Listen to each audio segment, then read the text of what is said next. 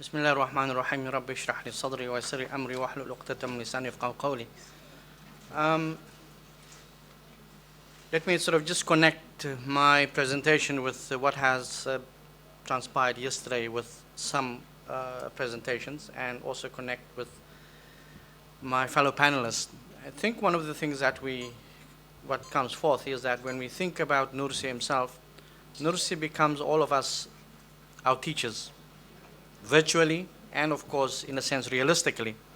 And we have heard, for example, when we refer to Colin Turner exploring exploratory ideas pertaining to the phrase positive action, one is able to understand the sort of connection in terms of how he has unpacked it ontologically and epistemologically. Be that as it may, nevertheless, let me sort of just move on. My focus is particularly to look at the notion of supplication, dua, and salah, which are two important critical ingredients for us all as believers, even for those who are not Muslim, who basically are believers in their own way. So when we talk about these two ingredients, they are critical pillars in terms of our understanding. But let's look at how we try to share with you how our reading of Nursi's text. Firstly, I think what we would like to highlight is the fact that when you read even very superficially some of the chapters and sections, Said Nursi comes forth as a very pragmatic scholar, very reasonable, wise sage in terms of his experience, in terms of his understanding, in terms of his insight. So we basically gain that. And as a result of that, as we indicate here, he becomes a reformer, he's a thinker, he's a shaker, he's an inspirer, he's a motivator. So basically he's a mover. As we know these days, we talk about movers and shakers. He has been one of those. And the mere fact that all of us here have gathered to discuss his ideas shows to what extent he has moved us in our thinking and perhaps, hopefully, in our practice. Now, of course, this particular phrase that we have been looking at for the past 2 days, basically, on one hand, there's a binary to this. You talk about positive, but automatically also talk about, by implication, negative. But what we find in Nursi's text, generally speaking, his emphasis is very much on the positive, on different levels.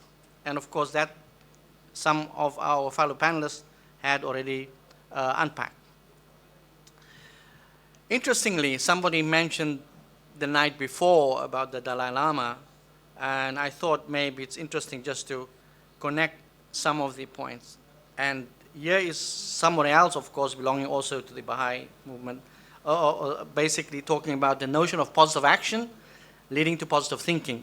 But as Colin Turner basically rightly indicated yesterday, that one has to basically make a clear distinction between positive thinking in a contemporary sense and positive action that had been forwarded by Nursi.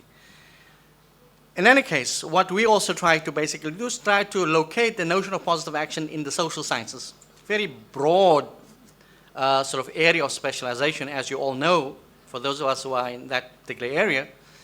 But my interest was just to see how does this phrase, how is it being defined by social scientists in different fields? And so in my paper, which of course I'm not reading, I'm just sort of sharing with you some of the ideas, basically you can lift some of these ideas from there. And one of these is your positive action combined with positive thinking results in success. That's sort of generally the sort of understanding. As we had said, the Dalai Lama basically had also put forward his idea, and sort of the one is on your right. In order to carry a positive action, we must develop here a positive vision. Now, just early on, our fellow panelists talked about the idea of a vision that is critically tied to your action, and that in itself is sort of important.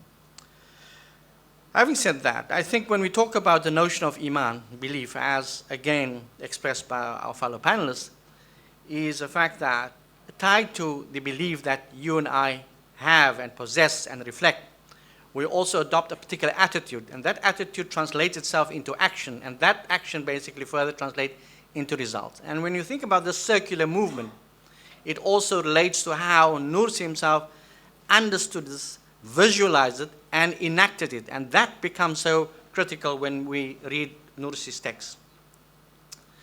Now, since belief is the foundation in terms of believing in the Almighty as the One, unlike other traditions that talks about the Almighty in different ways, either as those who are polytheists, who basically view God differently or Allah differently, which indeed is something that as Muslims we differ radically. We basically can see why we basically emphasize the issue of Tawheed and Iman in the way we do, or faith in the way we do. But extracting from Nursi's ideas, he basically highlighted the following virtues, that belief's 5 virtues are: causes a believer to become the highest of the high. In other words, we can also become the lowest of the low, asfala safilin. So in other words, he make that important point. 2, it illuminates the believer's life. In other words, it enlightens, it enriches, it transforms, it energizes our lives as individuals. Thirdly, it provides the believer both the light and strength. In other words, yes, we have the light, we have the nur in us, but we also have the power to transform, to change, and that is important. Then it transforms the believer, the individual, from being an ordinary person to being a king. Of course, king not in the king sense of Saudi Arabia or the king of Swaziland or whichever monarch, king in the true believer sense, very different, qualitatively different from that of an ordinary individual. And the last point is necessitates the believer to supplicate. And this is, kings generally do not supplicate to others for here we as believers who are kings supplicate to the creator of all creators. And that is where the qualitative difference is. Now, again, going through the text, we find that Nursi emphasized the following points. One's duty is to serve. It results are Almighty's concerns. We just look at the last phrases. And lastly, one is charged with, one is given the responsibility of carrying out one's duty, and one is therefore obliged to do so. In other words, you are expected, it becomes compulsory for you to carry that out, bearing that in mind. Now, yesterday, of course, we heard some presenters talk about the jihad ma'nawi, or by sort of the word of sort or meaning. And that is also wrapped up in his philosophy, in his outlook, in his understanding. And that is something that we did not explore in our paper, but we need to bear that in mind as such. But then we come to the sort of 9 specific rules that we all perhaps have read. And I want to try to read it slightly differently in this next slide. But for this, we first look at the first three. In other words, the first is act. In other words, we must act. In other words, it's a command. Act positively. 2, we must unite. We heard yesterday the notion of solidarity. So we unite within the fold of Islam and outside of it. And adopt the just rule of conduct. That is critical. To ourselves, we have to be fair and just. To our neighbors, to our children, to our family, and to our larger society, we need to be fair and just. And this is Nursi's idea, that in other words, he also saw in his enemy good. The person who tortured him was seen to be somebody who also had something good. And he tried to touch those particular nerves rather than looking at the negatives. So he always looked at the positive. Unfortunately, this sort of slide is not very clear unless you sort of look at the paper. But as you can see, just if you look at my cursor, we basically have the various rules highlighted here. Act positively, make unity, adopt just rule conduct, unite with people of truth, realize the unity defeats disunity, preserve truth, abandon egoism, give up self-pride, and rid oneself and the community of petty feelings. Now, you and I know that our communities across the Muslim world are so engrossed and sort of, or rather embroiled in petty things in terms of kafirizing one another, and Nursi has never ever been of those who subscribe to those ways. And again, as had been said by our previous panelists, he was an exemplary model. In other words, he followed the footsteps of the Prophet ﷺ in the best circumstances he could find, despite the obstacles. In any case, in the second column that we talk about the task that we all have to expect it, then we have the purpose that we have to carry out. In other words, why are we acting positively? Out of love. Why do we try to make unity in the fold of Islam? More specifically, is to bring the believers together, and so we can carry on.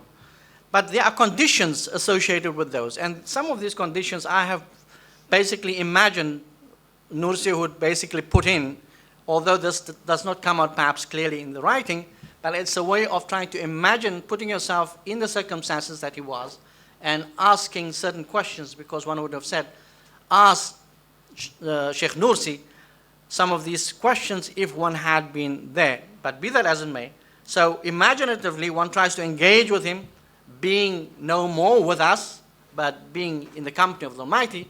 But the issue is, how do we see him? In other words, how do we imagine him to be with us and we engage with him intellectually and spiritually, of course. So there are conditions that basically, in other words, when we act positively, we sidestep. In other words, we try to ignore, we try to overcome enmity and criticisms. If we perform unity, we try to unite. We must always remember the ties, why we need to bind together.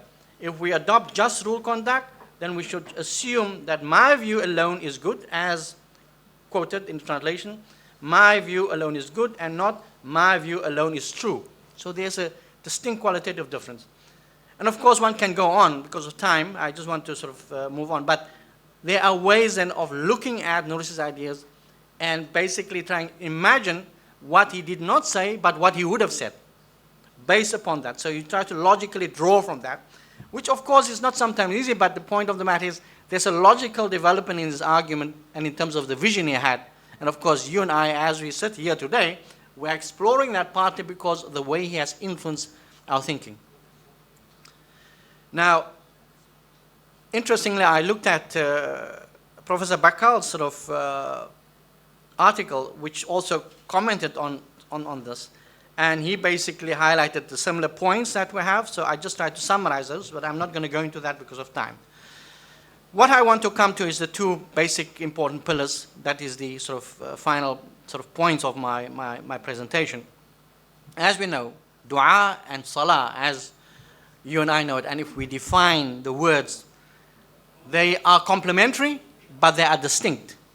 And sometimes when we translate it into English, prayer does not basically capture it in the way we do it when we try to highlight it in Arabic. So there's this distinction that we need to make.